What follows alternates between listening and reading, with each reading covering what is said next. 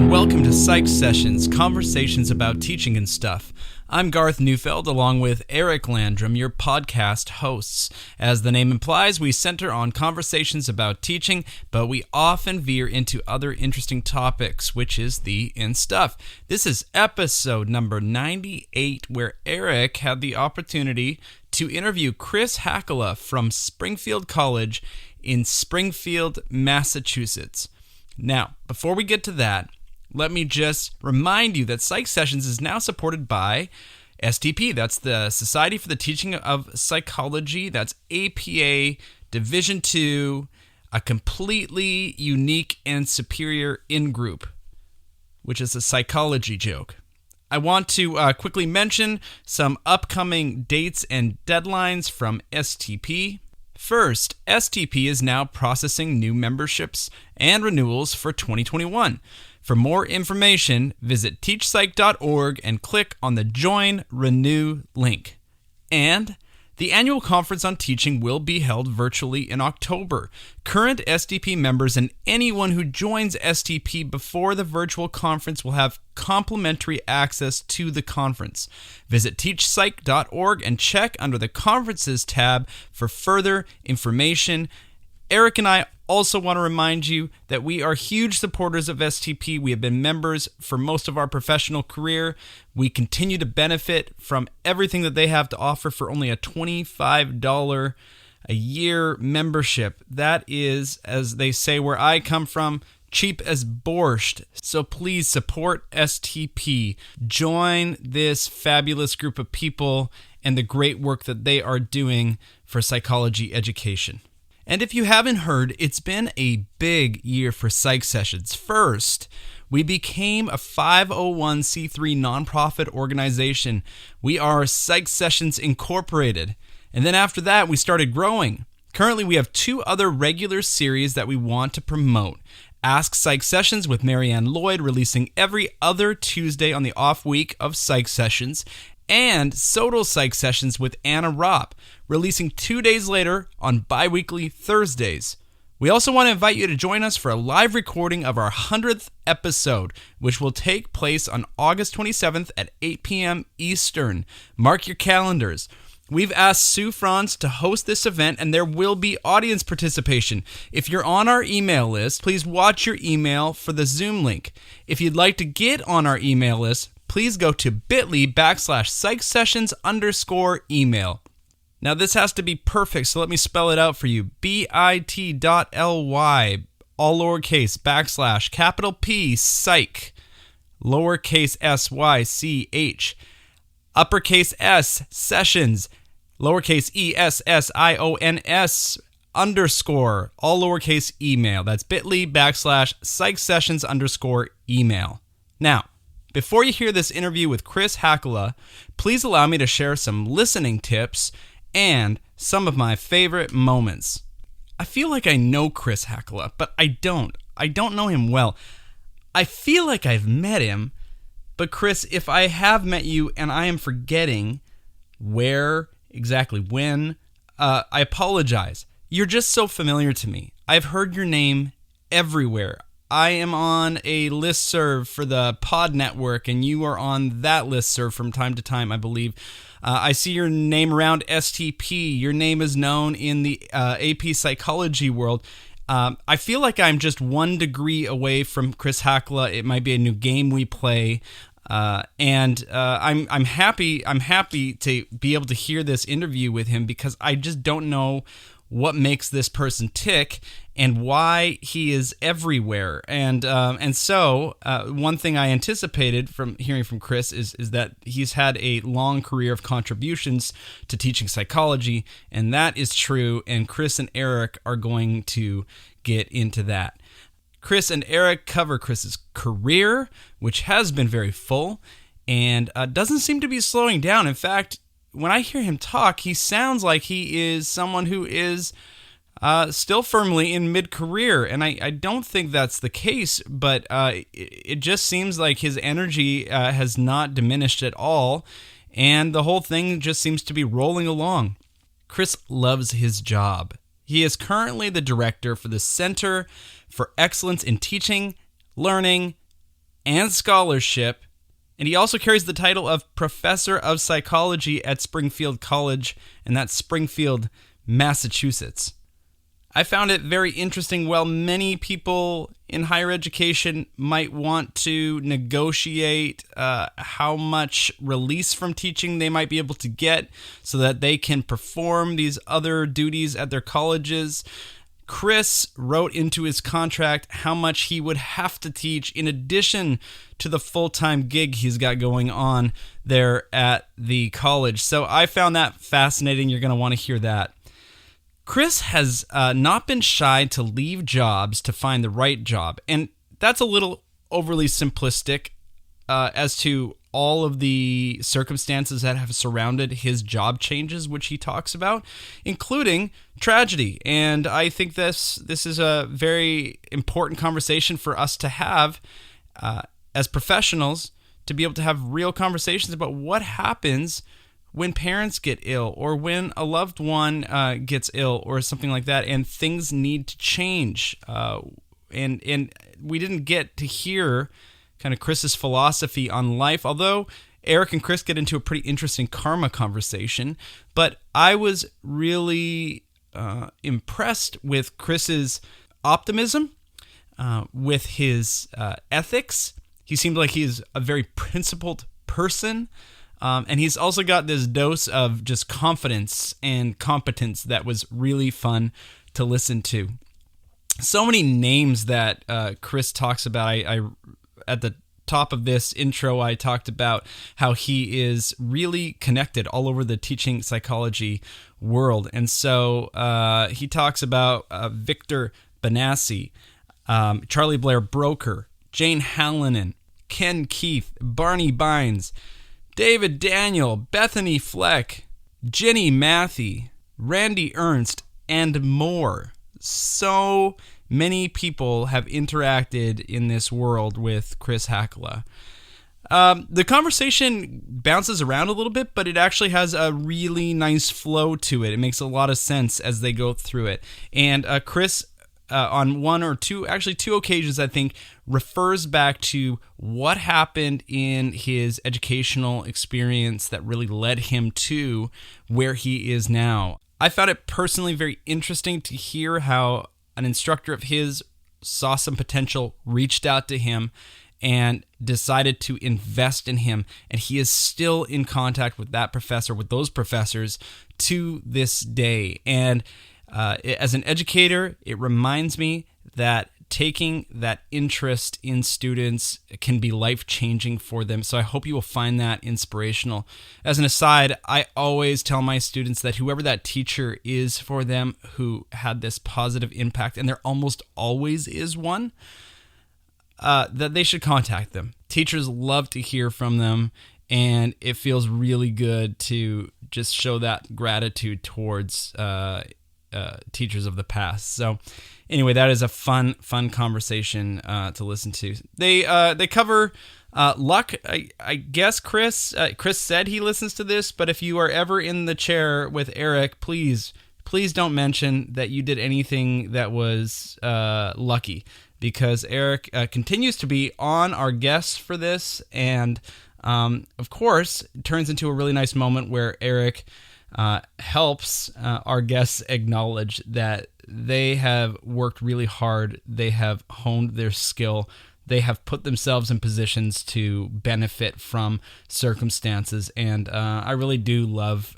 where that usually leads, and it does here in this case. So, Chris, I blame you for us needing to go there, but I really enjoyed it nevertheless. Chris and Eric go back a ways. They were going to talk about the AP reading. Chris, thanks for being on Psych Sessions. It is so good to continue to hear from people in our community who have been around for just a little while, and people who have been around and contributed for such a long time in meaningful ways, and who have given back not only to the discipline in general, but to even specific people who are contributors to APA Division II, that's STP, including some of your former students. So you all enjoy this interview with Chris and Eric. I'm so thrilled to be here today with Chris Hakala from Springfield College. Hi, Chris. Hey, Eric, thanks for having me here today. I'm very happy to talk to you and to have the opportunity to talk about all sorts of things, including many of the folks I believe that have had such a huge impact on my career and I believe on you as well. Absolutely. We will go there. And so we are taking advantage of technology in the COVID-19 era. So unfortunately, we are not face to face. That would have been delightful. Yeah. But Chris is I'm guessing you're at home in Springfield. Is that correct? I'm at home in Wilbraham, Massachusetts, just outside of Springfield. Just outside in the suburbs. I'm in the burbs and I'm in my brand new, as of yesterday, home office with windows. It's very nice. It's a brand new office, or you just moved in yesterday? No. I moved my office yesterday from the basement, being in the bowels of the house. Now I have windows and I'm upstairs. It feels very civilized up here. Wow. Okay. Very good. So our I'm a Midwesterner by growing up. Are basements common on the East Coast or uncommon? Oh, very common. Very common. Very common. Yes. And our basement is very nice. It's finished, but it is subterranean and dark. So it's nice to be upstairs and to have light. I've actually known people, and this is kind of weird. I've actually known people who built their house and then they built the basement underneath after the fact. Yeah, that's just in New England. They tend to do it the other way, but yeah, it's a lot easier. Someone who's a New Englander my whole life, I find all of that odd. I find it odd when people don't have basements. I wonder where you store things. That's where we have all of our junk. Well, and we have storage unit places out here, popping up everywhere. Yeah. Well, that's, we have those as well, but those are the people who've outgrown their basement. So you say you've been a New Englander all your life. Is that because that's where your parents grew up and stayed, and so you stayed as well? Yeah, my parents were born in Worcester, Mass, and I was born in Worcester, Mass. I went to college and graduate school in New England, spent several years teaching in Pennsylvania, but then moved back to New England and have been here ever since. I'm gonna circle back to that educational history, but since we were talking about it, so you've never been tempted Midwest, West Coast, never been tempted. I mean, and maybe you don't want to talk about other jobs that you were tempted to look at, or even undergraduate or graduate education. Just always loved it on the East Coast. I have been tempted many times. Okay. And I have considered it many times, including for graduate school and then postgraduate school. I thought about other parts of the country and even applied at other parts of the country. But ultimately, I was fortunate to stay in the Northeast based on some family dynamics, and it has worked out well for me. But it's a big country, and I know people who live in other parts of the country and are quite happy. I just have always been sort of rooted here. It's kind of interesting. I used to joke with my students when I lived in Pennsylvania that I believe that you go south of Connecticut and it's just tumbleweed. And I know that's not true, obviously, but it was kind of the way that we viewed the world. And New England, I'm not sure if you know this, is very provincial. So for my parents, a big trip was going to Cape Cod, which was about 2 hours away. We didn't go anywhere as a kid. We rarely left Massachusetts and Connecticut because we were on the border. So I sort of grew up with that idea that you just sort of stay close. Well, and there's so much there. I mean, there's so much to do. There's so much richness and history, and it's not like you needed to go 1,000 miles to see something interesting. So I get it. But now, and one last thing, and then we can move off this topic. There's not a point every January where you're not thinking about, would it be interesting to live somewhere else? Well, Western Massachusetts is lovely in the winter. Okay. And so it doesn't get particularly cold. We don't get a huge amount of snow. So, I mean, depends on where you're from and your experience. My wife is from outside of Buffalo, and I'm from New England. So for us, it doesn't seem so bad. There are times where I have been down in, say, Georgia in February and thought, well, that's not so bad. But we're okay right now. So. All right, very good. So Chris, tell our listeners a little bit about, and we can maybe do a little bit of reverse chronology, perhaps. You're at Springfield College now. Is it a Center for Teaching and Learning? What is the formal name? So, yes, I'm the director for the Center for Excellence in Teaching, Learning, and Scholarship. It is a newly formed center, started in 2018. They had an interim director who was there to start the center under the strategic plan of the president, and then they were going to hire someone from doing a national search. And I was fortunate to land the job in March of 2018, and I've been there since. And I also carry the title Professor of Psychology. And I, although I'm a full-time center director, I teach a 2-1 or a 2-2 load and advise students and sit on faculty committees, as well as the administrative work that I do, which I think is actually really important because I think it's hard to talk to faculty about teaching if you're not doing it. And so I'm very happy to be in the classroom. In fact, I negotiated into my contract that I had to teach 3 courses a year so that they couldn't tell me I didn't have to. Really? Okay. So all right. So I now have 6 questions to ask you based on that. So thank you. So it sounds like to me that you have 2 jobs, but you actually asked for it in your contract. So I did. That's interesting. I did. I think you said teaching, learning, and scholarship. Was that the end of that title? Yep. Teaching, learning, and scholarship. Mm-hmm. So does the scholarship mean something in particular? So I provide support for faculty in a number of ways for their scholarly endeavors. I will meet with faculty to talk about experimental design if they're doing some kind of research project. I provide some grant money through the generosity of some donors. I have an endowment for giving away SODL scholarships, which I give away every year.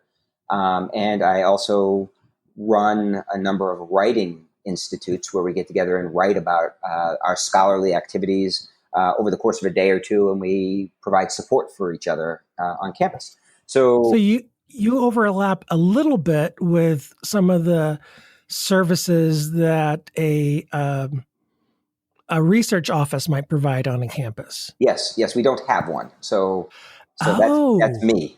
Yes. Oh, okay. So Springfield College would be, I know they're trying to get away from R1, R2, that kind of thing. So you would be at the classic small liberal arts college? We're a small college. We do offer, it's an interesting place in the sense that we have doctorates in physical therapy, and we have a PhD program in exercise physiology, as well as a PhD program in sports psychology that is housed within our school for they just changed the name. So it's physical education, sports leadership. And we have a PsyD in our psychology department, and plus a number of master's programs in a variety of programs across campus. But we're a small campus. We have 2,200 students at the undergraduate level and about another 1,500 at the graduate level. And we are steeped in tradition, and I'm not sure if you know this or if the listeners know it, but we're steeped in tradition of physical education and health education. We are the home of basketball. The inventor of basketball, Dr. James Naismith, was a faculty member on our campus. And so Basketball Hall of Fame is in Springfield. We have archives, including the original rules for the game of basketball, et cetera. So there's this big tradition of experiential education and physical education on our campus. Okay, so wow, my list of questions just got longer, so thank you. So first off, I just want to circle back to, you provide the research infrastructure support for your campus. Am I getting that right? I provide some. There's a grants office where they'll help with grants, but in terms of research, the departments provide the support for the graduate students, and I provide some of the funding for SODL projects and other projects. And I provide other services for faculty if they need it when they're trying to design studies and that sort of thing. Most of what faculty come to me for really are educationally based research projects, but I do consult with faculty for statistical analysis if they need it, et cetera. I'm sort of the center is sort of a one-stop shopping place for things that you do as a faculty member. So we also work closely with our advising office to help provide some support for advising. I do some work with students when they're looking at study skills, and I work with our Academic Success Center, which is another office on campus. It's a small campus. We all kind of work together, and we're all small offices. So I'm the only full-time member in the center. I have 2 graduate associates, and I consult heavily with other folks, but we're small. Yeah, I'm shaking my head here. You're small, but you're not small. You got, what was it, 1,500 on? No, it was 2,300 on campus and 1,500 online. Well, 1,500. I'm sorry, graduate students. Right, 2,300 undergrad, 1,500 grad. Yeah. It's not that small. Yeah. The faculty in particular in exercise physiology and sports psychology are really good at working with their graduate students, and they have a big infrastructure because those programs are big. Our physical education department has 32 faculty, even though we have only 204 faculty across campus. And our coaches carry faculty status, and they do teaching as well. So it's an interesting mix on campus, and it provides for a really sort of dynamic process. The other piece of Springfield that's really interesting is that it's the only campus I've ever been where you could pick a random student and ask them what the mission statement of Springfield College is, and they know it, which is, by the way, spirit, mind, and body, and service and leadership to others. And they care deeply about this sort of social justice movement within the college to try to provide service and leadership to others. And we talk a lot about educating the whole person at Springfield College, and it's not based in any sort of religious tradition. It grew out of the affiliation that Springfield College had for years with the YMCA. So, and how many faculty members in the psychology department? Psychology department has, I think, 12 right now. And they have a PsyD program. We have a PsyD program, yes. It's fairly new, about 6 years old. And there's 3 full-time faculty members in the PsyD program and many part-time folks who assist. It's a small program. I have taught in the PsyD program the history of psychology course, and other faculty members teach in the program as well. There also is a lot of sharing of resources. So some of our PsyD programs will take research methodology courses from the faculty members who teach those research methodology courses in the physical education exercise physiology program.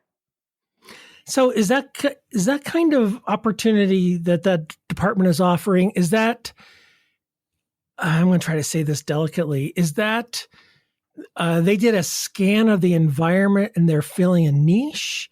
Or is that just kind of something to be competitive in that, Boston, Massachusetts area, Northeast market? I mean, it just seems, a small college with that kind of historical,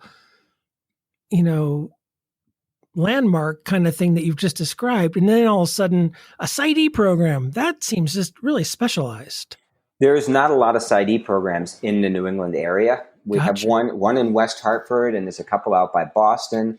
But within our region, there's not a lot. And we have, as all areas of the country, we have a great need for mental health professionals. So our PsyD program does quite well. One of the things that our students often specialize in is working on college campuses in counseling centers. And so what we've ended up doing is opening up internships at a variety of institutions that allow our students to get placement and training working in college mental health facilities, and then they obtain jobs there, which has been really helpful. I mean, I'm sure at Boise State it's the same as all around the country, where the number of folks required to service the needs of students who have mental health issues in higher ed has just increased dramatically. And so we're filling that need as well as the need for the mental health professionals in general in the greater Springfield area. Yeah, I think the challenge more in the West, or I should just speak to Idaho probably more specifically, is serving the need in our rural areas. Yeah. I think in our cities, and by the way, our cities are not like your cities at all, but in our rural areas, our citizens are really, truly underserved with regard to mental health services. Yeah. And I think that we have a bit of that as well. If you go north of us, you hit Vermont, of course, and Vermont is pretty rural with a lot of those areas as well. So and there's no PsyD programs in Vermont. So, Chris, I get the sense just from the tone of your voice and knowing you that I think for the most part, you probably really enjoy your job. Would that be accurate to say? So, yes. In fact, what's interesting, Eric, is I was planning on, as we we're going to talk about things, to say that I'm one of those people who I have switched jobs. I've had 4 or 5 different positions in my career, which is not really typical among a number of academics that I know, but I have been looking for a job that I believe I have finally found, which is a job that allows me to do some of the things that I learned in grad school. And I know we'll talk about that in a little bit, but, and also allows me to teach and have contact with students and with students that I really, really enjoy and with faculty I really enjoy working with. The other nice thing is being at a small institution, I have a seat at the table for many conversations that impact student learning. And I'll say this probably 4 or 5 times during this conversation, but in my mind, it all comes down to student learning and the moral and ethical obligation I believe we have to do the best damn job we can for our students. And I get to be in those conversations to help shape some of those directions on our campus. And that makes me enormously humbled and happy that I'm able to contribute the piece that I can contribute. Well, and it seems like, your personal moral code that you just articulated really quite nicely fits really well with, the statement that you made a couple of minutes ago that every student can tell you on the Springfield College campus. I think that's the other. Yeah, absolutely. I feel like I've landed in a place that fits who I am and is able to capitalize on what I have to offer. And that's really nice. It's nice to feel like I'm in a place where I'm valued and I'm in a place that recognizes the contributions that I can make across the campus. And not a day goes by I don't get an email or a request from someone who wants to just have a conversation about things that I'm passionate about, from all different levels, from students who email me because we ran into each other in the hallway and had a conversation, to the faculty members, to the president has emailed me and asked me things, all across campus. And it's nice to feel like people are interested and want to talk about some of these issues that I think are so important. So how did the March 2020 grand COVID-19 pivot affect your ability to do your job? I mean, obviously there were challenges, I'm sure, but have there been any silver linings? Did anything get easier? Did people appreciate your center more? What were the big changes for your job or your center that you would like to mention? We're super popular now, Okay. and we've always done pretty well with people attending workshops and support around the center. But what's really increased is our ability to have those conversations with faculty about how to be flexible and adaptable and nimble. And one of the things that I opened with when I was, because the provost called me and said, we need to go remote and we need to do this quickly. So can you put something together to talk to the faculty about tomorrow? So I thought about what are the most important things you need to do to teach when you teach in general. And I said, okay, so you need to deliver some content. You need to provide assignments that reinforce and support the content. You need to provide students feedback on that. And then you need to communicate your expectations and the objectives and the goals of the course. And so I stood before the faculty and said, this is what you do when you teach. We just now need to do it in a different way. And it was the right time, because of all of the things going on, to get faculty to begin to appreciate that what they did before, which might have worked, could be enhanced. And they now needed to do something different. And I believe what's going to happen is when we get back to face-to-face, faculty will be better equipped to provide students with that education using more tools at their fingertips than they were before. And I'm not just talking about digital tools like like programs, because software comes and goes. But the tools to really be clear in your communication, the tools about wrapping up at the end of a class or a week, because face-to-face, you can get away with being a little loose. But when you're doing remote, you need to be a little bit more effective in those things. So I think that our faculty will be better prepared to teach no matter what the format is in the fall. But I think going forward, they're going to be better prepared overall. Yeah, I sat in chairs meetings and I would listen to other chairs talk about how their faculty were worried about, how am I going to take my 75-minute lectures twice a week and turn them into 75-minute lectures, synchronously twice a week. And I tried very gently to talk to faculty and chairs about, is that really going to be the best use of your online transition? No kidding. And it was, it's difficult, as you know better than anyone, it's difficult. You really can't tell faculty what to do. No, you can't. So you can just try to show them some evidence if they're open to it and talk about best practices. So. Yep. Yeah. So it was a challenging time. It was a time for the center to really step up. And I have to say, I was fortunate that my graduate students stepped up. The academic technologists that I work with stepped up. Our instructional designers who they work in sort of a different branch of the college, they stepped up, and we had this team put together along with the Technology Solution Center, our help desk, to really pull together some digital resources and some training for faculty, and it went fairly well. Like everybody else, there were blips, and everybody else there were challenges, but I think we did fairly well. We have some data now that we receive from our students about it as well, and we're analyzing the data right now. So let's talk a little bit about the path that got you to there. Sure. What was your first job out of grad school? So my first job out of grad school was Gettysburg College, and I landed at Gettysburg on a 1-year position, and it was a tremendously wonderful place to work. The faculty there were great. I still stay in contact with some of the faculty there. I was fortunate to be hired by an amazing faculty member. Her name was Janet Riggs. She later went on to be the president of Gettysburg College for about a 15-year stint.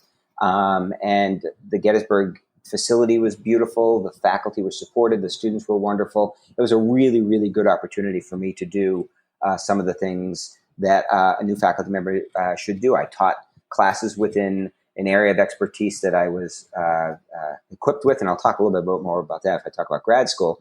And then I was able to get some research going, but I was able to learn what it meant to be a faculty member. They treated me as a faculty member. I had a couple of advisees. I sat on committees. It was a really great experience. Gettysburg for years ran these almost as teaching postdocs, and I think they were wonderful experiences for anyone I've talked to who's gone through those experiences there. And then let's go from Gettysburg to Springfield, and then I do want to backtrack through graduate school. I'll take a couple leaps. So from Gettysburg, they offered me another 1 year, but I was offered a tenure track position at Lycoming College in Williamsport, Pennsylvania. Sure. Which is a little tiny 1,500 student liberal arts college. And it was also a really terrific experience for me. I was there for 6 years. I received tenure there. And I was fortunate to be recognized with a teaching award there, which meant a lot to me, given that they had a tremendous number of really fabulous faculty. And I would have never left, but I had my dad died, and my dad died, and so we could cover lots of topics. My dad died while I was at the AP reading, which we may come back to. And it had a profound impact on my mom's ability to manage life. And so I ended up resigning from Lycoming to move home closer, to help my mom. And I landed a job at American International College for 1 year as just a stepping stone to get me back to New England. And from there, so I was there for 1 year. Chris, did you when you resigned from Lycoming, did you even have a job, or did you just resign because you knew you had to go home? I didn't have a job. Yeah, I resigned. I'm not sure. I just needed to get home to help my Of mom. course, yeah. And so I landed a 1-year position at American International College, which got me back to New England, got me close to my mom. And then Western New England College, now Western New England University, had a position, and they hired me. And I spent 14 wonderful years at Western New England as a faculty member. And I was tenured and promoted to full professor. And But you had to re-earn it, didn't you? I did have to re-earn it. Did you started over assistant professor? No, they gave me associate professor rank. But without tenure. Without tenure. So, and it was a 2-year clock. So I had 2 years. So they gave you +2. They gave you a 2-year running start. Yep. So, no, they gave me a 4-year running start. I only had 2 years. I was up for tenure after 2 years, which was terrific. And then I was there for, as I said, 14 years. And it was a wonderful place to work. And while I was there, I started a small teaching center in 2011. I still have the mug that says Western New England University Center for Teaching and Learning. And I really enjoyed my time at Western New England. And I ended up leaving Western New England in 2014 because I was offered a position as a full-time director of a teaching center. And at the time, I wasn't certain I wanted to run a teaching center. I wasn't sure. But when I interviewed at Quinnipiac University, I was very impressed with what they were trying to do and what their teaching center was going to be all about. So I took the leap and went down to Quinnipiac and was there for 4 years and enjoyed my time. But and like a lot of people, personal life sometimes becomes challenging. And frankly, I didn't move to Quinnipiac. I stayed in Wilbraham. And the drive after 4 years was just becoming a drain on me and my family. And I was fortunate that Springfield had hired a search firm that reached out to me and asked me if I might be interested in the position. So I applied for the position and was fortunate to get it. And so you didn't have to move. Is that what I'm picking up on? I did not move from the time I landed at American International College. I never moved from that point on. Interesting. So I've been in Wilbraham since 2001, and I've had 4 jobs in that time, never had to move. That's the benefit of the density of the East Coast. That's absolutely right. There's schools everywhere. I mean, within 30 miles of me, I have UMass, I have UConn. You go 50 miles, I get Yale. You go 70 miles, I get all the Boston schools. I mean, is very dense out here for schools. Springfield alone has 5 colleges, and Springfield's a city of only 120,000 people. But a 70-mile commute is a bit of a hike. It is a hike. But you have Worcester within 30 miles, and Worcester has 10 schools. Yeah. So there's just a lot of schools around here. And the commute to Quinnipiac was 62 miles each way. Oh, my gosh. Yeah, I did that for 4 years, and it was a really terrific opportunity for me to do something at a really impressive institution. But when the opportunity came to Springfield, my commute went from 62 miles to 6 miles. That's a big difference in quality of life. Well, that's exactly what I was going to say. It might not even been about money. You might have taken less money to reclaim quality of life. In fact, I did take less money to reclaim quality of life. I would have never asked you that. I was just the size. And it's been a really wonderful thing for me and my family. One of the things that I always wanted to do when I was a member of a faculty and on a campus was to have it be a part of our entire lives, not just my life, but my family's life. And we had that at Western New England. My kids grew up on that campus. Everybody knew my kids. And when I was at Quinnipiac, I couldn't have that. So Springfield allows us that opportunity again. So that's been great. My family is part of it. My wife has taught at Springfield now. My kids have gone to campus. My oldest daughter just finished her master's in social work from there. It's been a really nice transition for me to go back to a school very close to where I live. That's great. I just want to circle back just one last time when your father died and you just dropped everything to go take care of your mother. You had little ones at the time too? I did. I had a daughter who was 5, 6, and another one on the way. Yeah. So Yeah. it was a challenging time. Fortunately, at the time, I was married to a woman who was a nurse, so she was able to get employment.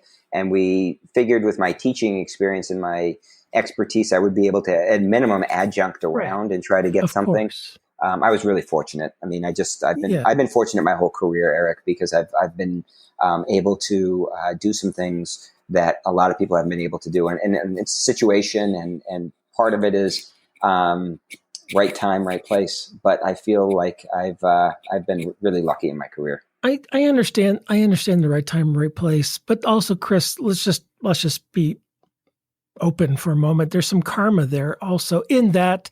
And let me finish that, because that, if I leave that hanging, it sounds awful.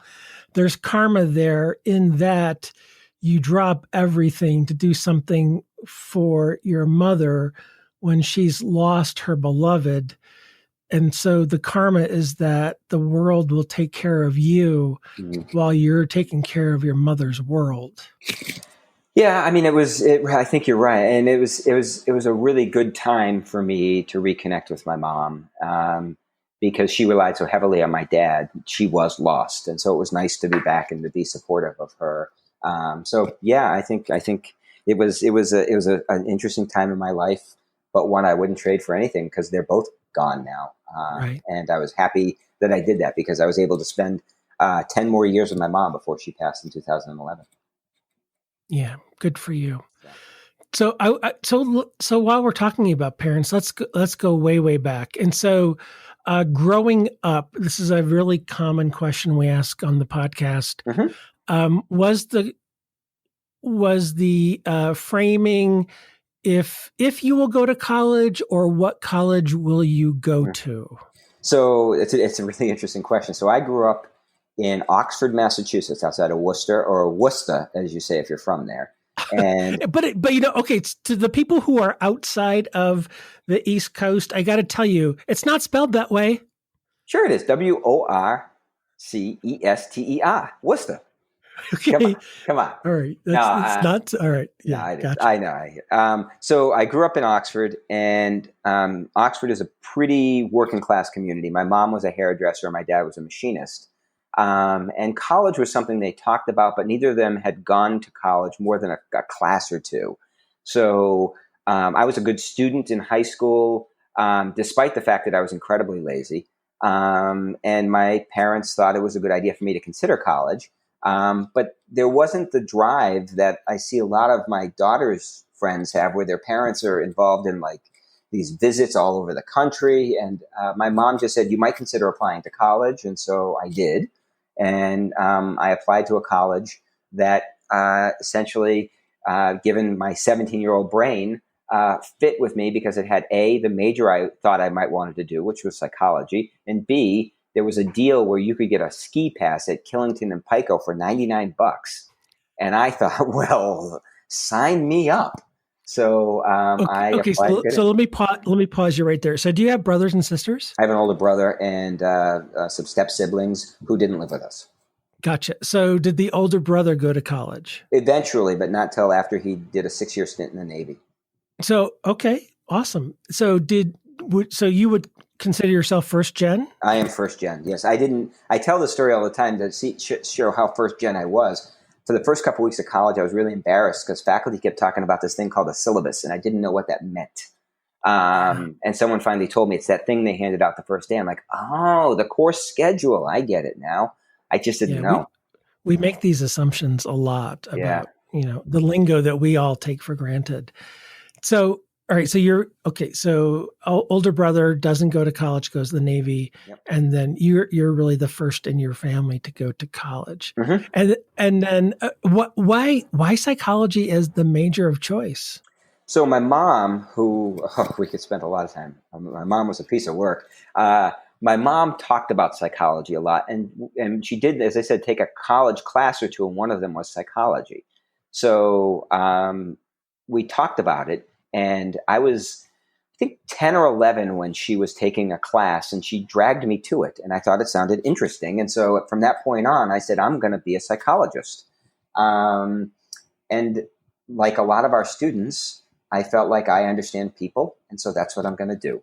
So I went and decided I was going to major in psychology. I mean, really, I didn't know anything about the discipline. I took psychology as a senior in high school, but it was taught by the athletic director who wasn't there very often. So we learned a little Freud, we learned a little classical conditioning, but it wasn't a lot of really good depth in psychology. And of course, AP didn't exist. We were years away from AP, so it was really just a thing that I did that was a whim. And it gets, you talk about karma and serendipity. When I get to college, I mean, I was very lucky where I landed and the experiences I had in college. All right. So I don't know if you listen to the podcast very often, but I'm going to be gentle here. So what do you mean you were lucky? What does that mean exactly? Tell me what you're talking about. So I went to Castleton State College, which is now Castleton University in Vermont, and I landed in a class taught by a gentleman named Terry Bergen and John Klein and Kurt Barthold. All three of them taught the intro psych course, and I did really well in my intro psych exam. I didn't do well in the quiz, but I did well in the exam. And Terry Bergen called me out, told me I was not a good writer because my paper wasn't very good, but he said I did really well in the exam and he wanted to talk to me. And so I went to my advisor, who was this guy, John Klein, and said, "What?" He said, "Go see Terry. He'll talk to you about stuff." I went and saw Terry, and he said to me, "You're not a good writer. You're smart." He says, "So here's what's going to happen. You're going to come to my office with your papers, and we're going to teach you how to write." And so for 3.5 years, I went to Terry's office almost weekly with a paper, and he ripped it apart and told me how to write.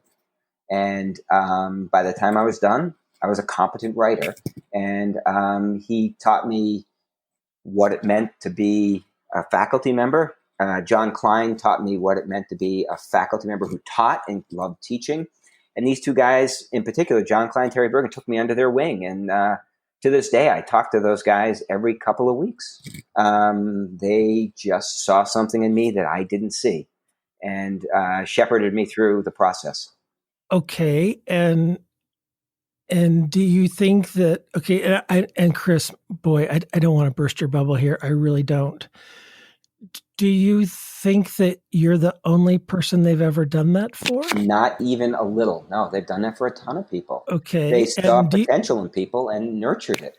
And did you earn the good grades that got you noticed in the first place?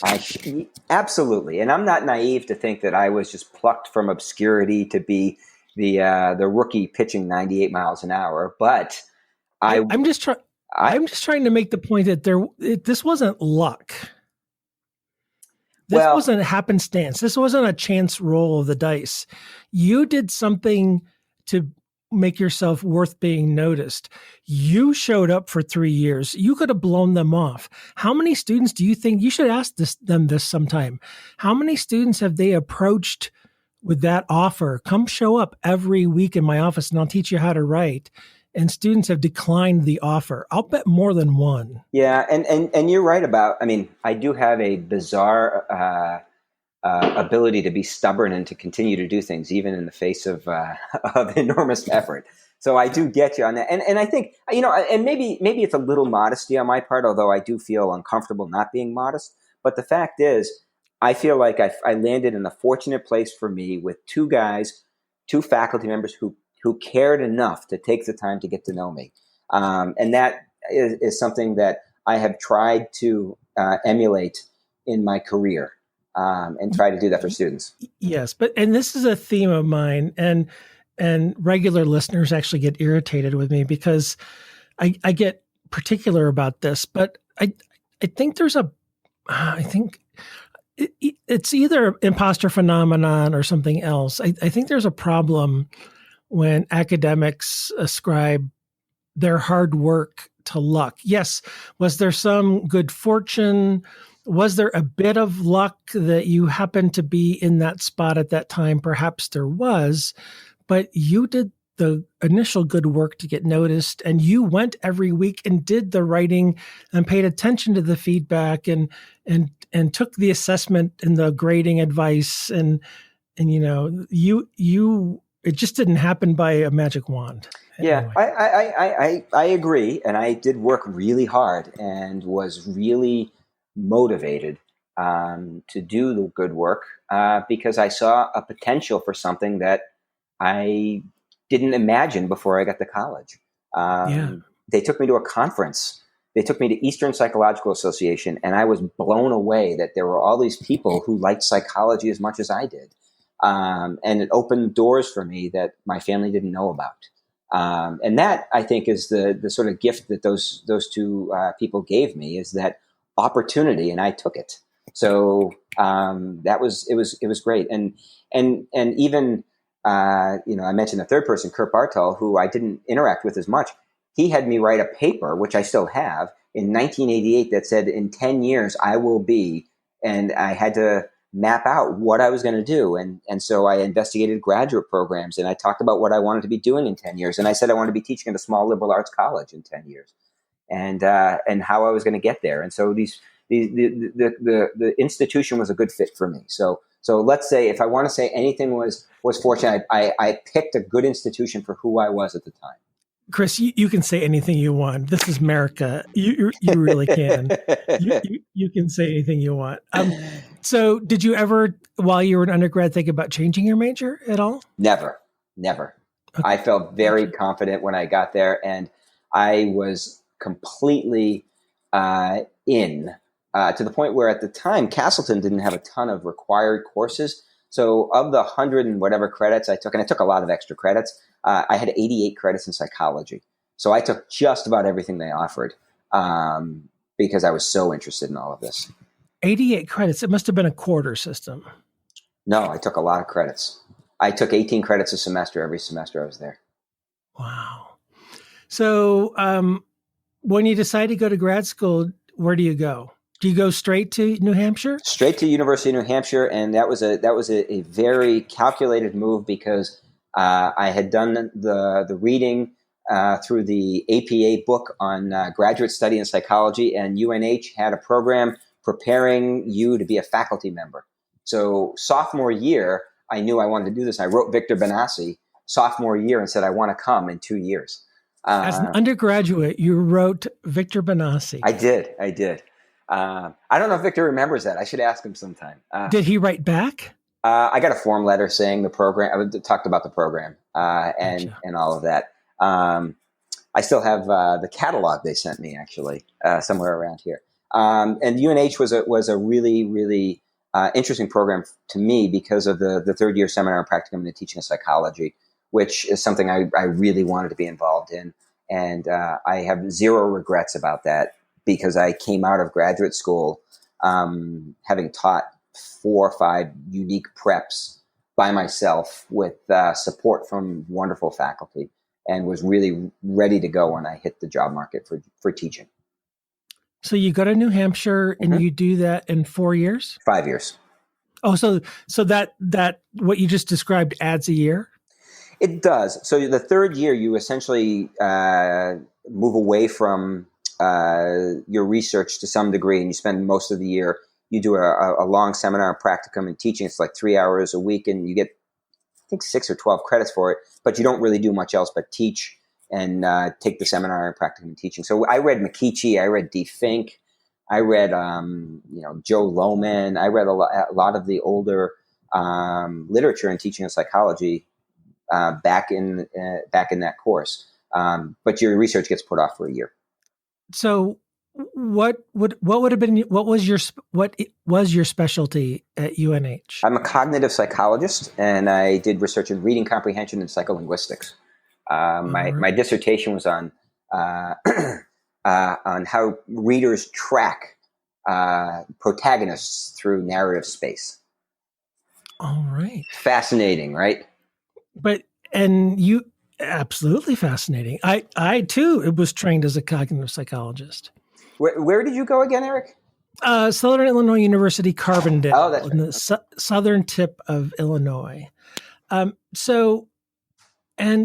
how far along is that preparing future faculty program at UNH when you go? Is it really well established or just in its infancy? No, it was one of the first. It just celebrated its 50th year. Okay, 3 years ago. So So you'd it's have been about there 20 about years in. okay. So it was really well established, and Victor, well, that timeline he couldn't have founded it, but he came along. Victor He came came along. along Yeah, he came along early, early, maybe and 10 or 12 years in. yeah, and he taught the first semester. And I don't know if you've interviewed Victor, but you can ask him. He and I became you know as much of friends as you can become at that point. We've become really good friends now, but at that point, and he observed us, and he was really terrific at giving frank feedback for teaching, and we actually had to, and like I said, if you ever talk to Victor, you can ask him about this, how painful it must have been. We would tape ourselves with Victor there, and then we would watch the video, and he would critique the video as well as the live version of us teaching.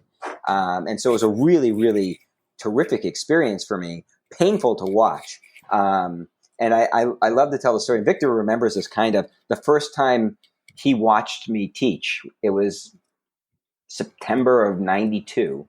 The day before, I had fallen when I was going for a run and cut my legs up, both my knees.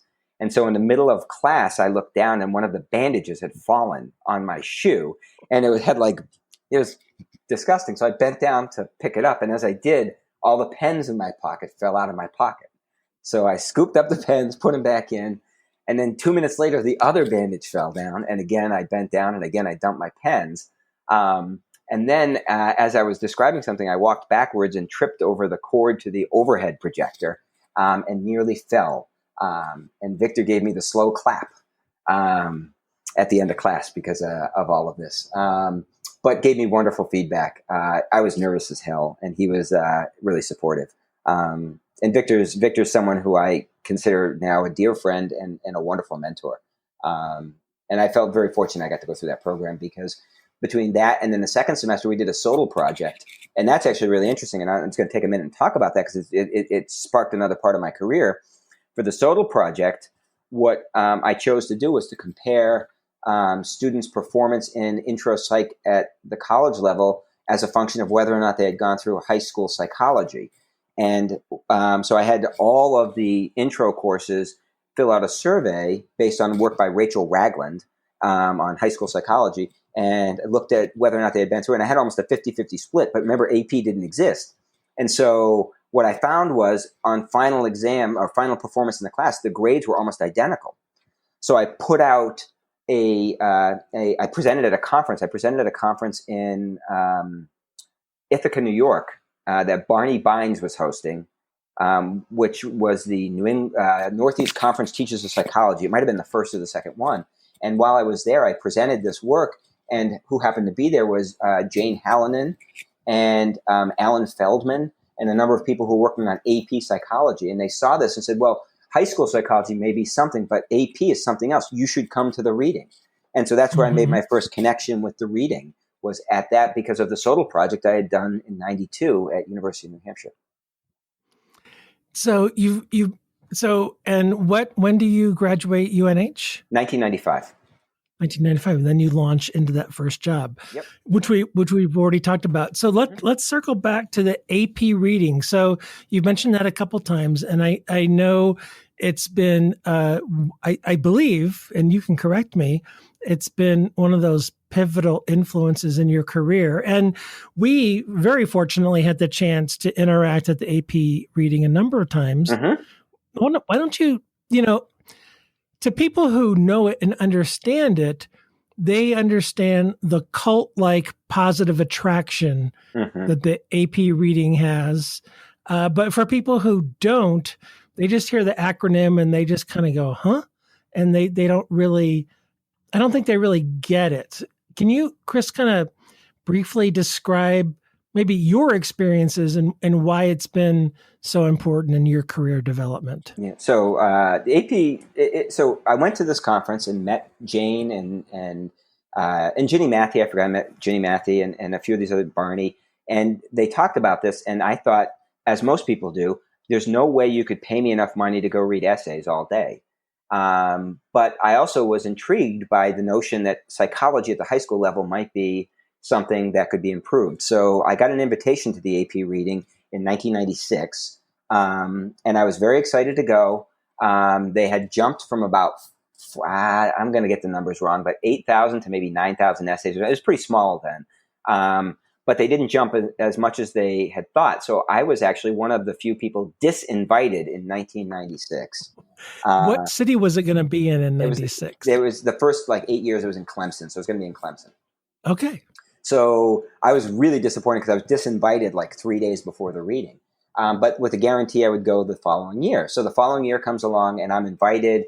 And I go to the reading and I room with this gentleman, Bill Hopkins from Maryland. And he was a wonderful guy. And I got to meet all these really terrific people, including Sam Cameron, who was the chief reader, Jane Hallinan, who was my question leader, Randy Ernst, Charlie Blair Broker, and on and on and on. And what I saw was a community of folks who cared about teaching of psychology, who cared about fair assessment, and who cared about students. And I saw an egalitarian approach to higher education and to education, where high school teachers and college folks were even par. And I really liked that. I learned the process of how to score, and I learned how to create rubrics. And that was really valuable. And I did the AP reading from 97 to 2014. I missed 1 year because my daughter graduated high school. But that was it. And it was a wonderful experience from start to finish. And I could go on and on with all the people I met over the years who have impacted me at the AP reading. But it's a community of wonderful people from all across the country. But you also had more leadership roles. You started as a reader, but you actually attained more responsibilities over time. Yeah, I read 97 through 2000, and actually 2000 was an interesting year because that was the year we were in San Antonio, Texas, and that was the year my dad passed away. And I remember, and I have to tell the story in case he listens. Jim Freeman was the chief reader at the time. And Jim and a friend of mine, Kurt Olson from Lycoming College, we were colleagues, came and found me and told me my father passed away and said they were going to put me on a plane. So they drove me to the airport, dropped me off. I took my bag, and because the plane was booked so close to when I was flying out, they pulled my bag and searched it. So as I'm sitting on the plane, I can look out the window and see my bag on the tarmac, and we're backing away. So I know my bag is now down there on the tarmac. It's not in the plane. And then the flight gets canceled. So we pull back into the terminal, and then they say, we can't find your bag. So they say, your bag will eventually make it to you. So I said, fine. So they sent me back to the AP reading and said, you can come, we will fly tomorrow morning at 4:30 in the morning. So I go back to the reading, and Jim Freeman sees me and his jaw drops. And if you don't know Jim, if you ever get a chance to meet Jim Freeman, you should meet him. He's a wonderful, wonderful man. So Jim said to me, Chris, I'm going to make sure you get there. So Jim Freeman got up at 3 a.m, picked me up, drove me to the airport, waited with me, talked to me about my dad, and then bought me coffee and then sent me on my way. And I'll never forget the feeling of warmth from Jim and all the readers who supported me during that time, including Ken Keith, who's another wonderful, wonderful human being that I met at the AP reading, who and Ken loves to tell the story that at the AP reading, you used to get these little toys, these little gifts and a name tag. And when I left, they took all my stuff and tucked it in the ceiling in San Antonio with the idea that next year when we go back, it would be there. Well, we never went back to San Antonio. So there's a classroom there where my stuff is still stuffed in the ceiling. That was the last year I read, though. And then I moved up in the leadership positions. I was a table leader and then a question leader. And I was a question leader for about 10 or 11 years, where I led the grading, the scoring of the alternate exams. So all the students who couldn't take it during the regular normal time, we scored all of their exams. And just so people understand, the reading, by the time I left, we were around 270,000 exams, I think. And I started, I think we were around 8 or 9 or 10,000 exams. And the number of readers had gone from 50 up to 400 or 500. And it's a really impressive system with the reliability and the way that it runs so efficiently. But it's also a great networking opportunity to meet wonderful ones like you. I met Regan. I met Drew Christopher. And the list goes on and on of the wonderful people. And David Daniel, I met David Daniel at the AP reading. And many of these people have gone on to become really, really good friends of mine over the course of my career. Yeah, it's an impressive feat. I did it 6 times as a reader, and my first was really early on at when we were in San Antonio at Trinity, and there were only 60 readers at the time, 2 rooms of 30. Yep. But I didn't go back every year. And then we were in I was at Daytona Beach a couple times, and then my last 3 were in Kansas City. And some of those, a couple of those at least, I got pulled to be in your room as a reader. I remember that. I remember Frisbees, and I remember going to the Flying Saucer. Oh yes. And where you would hold court. And that's all I'm going to say on the podcast. It was a really fun time. It was a really fun time and really educational and valuable. And I think that, as I said, that it's the personal connections. I mean, I am fortunate that I go somewhere and I say to my wife, I know someone from the AP reading. It would be great if we could just stop in and say hi. And my wife has had the opportunity to meet many of my friends from the AP reading, and people who come through here. Charlie Blair Broker came through last summer, and we got to have lunch. And that was a wonderful treat to see Charlie. Yeah, those were the olden days where we could get together face to face and do things and go have lunches and dinners out in restaurants. Yeah. Chris, I've had you just about an hour. Was there anything that you wanted to make sure that we chatted about during our podcast time together? Yeah, I wanted to give just a quick word out, and I appreciate the time, and I had a really nice time chatting with you. And that is to a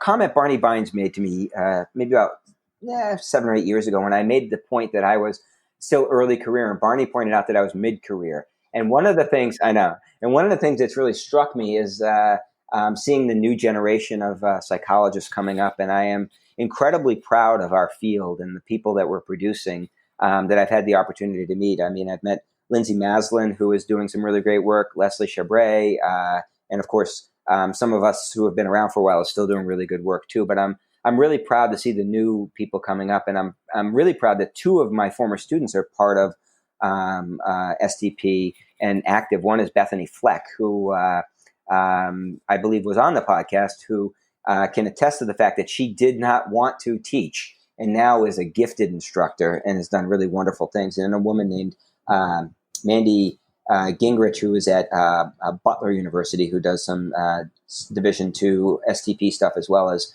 things in faculty development. I'm really proud to have those folks as colleagues, and I really look forward to the new people coming, because there's wonderful new people in this field, and you keep finding them and interviewing them, and it's a treat. I listen to the podcast quite a bit, and I'm really impressed with the people you and Garth have brought together. Well, thank you for that. I appreciate that, Chris. It's I saw I believe it was a reunion picture that you all had at UNH maybe a year or so ago. And there were an impressive group of men and women there posing with Victor. Many of them that I have come to know through STP or the AP reading. And I think you're exactly right. Our field is well poised with early and mid-career people who are just making tremendous contributions that I'm so impressed by. And I have to tell you that this venue of having a podcast and getting to really talk to people and really talk to them for a while has just been a chance to learn about them. And I recommend to people all the time going back and listening to Bethany's episode, because we talked about, mommy guilt and the things that go on with someone early in their career and a new mom, a new parent. And that I shouldn't play favorites, but it's really one of my favorite, episodes of all time. Yeah, she's a really, really terrific person. And I feel really fortunate that I had a chance to work with her when she was as an undergraduate. And I saw the potential she was a really smart writer, but so unsure of herself. It's wonderful to see how confident she is now and the terrific work she's doing. And I feel like I can take credit, and I just got back and let her do her thing and didn't get in her way. And I think she's done great things. And like I said, there's so many terrific people out there, and I'm proud to be a member of STP and proud to be a member of this community. And I really appreciate the opportunity to talk to you today, Eric. It's a pleasure, and to count all these people as friends, including you. And so thanks for having me. Well, Chris, I really appreciate the time. I know you're incredibly busy as a center director. That is a 12-month gig all year round. And so thank you so much, my friend. All right. Take care, Eric.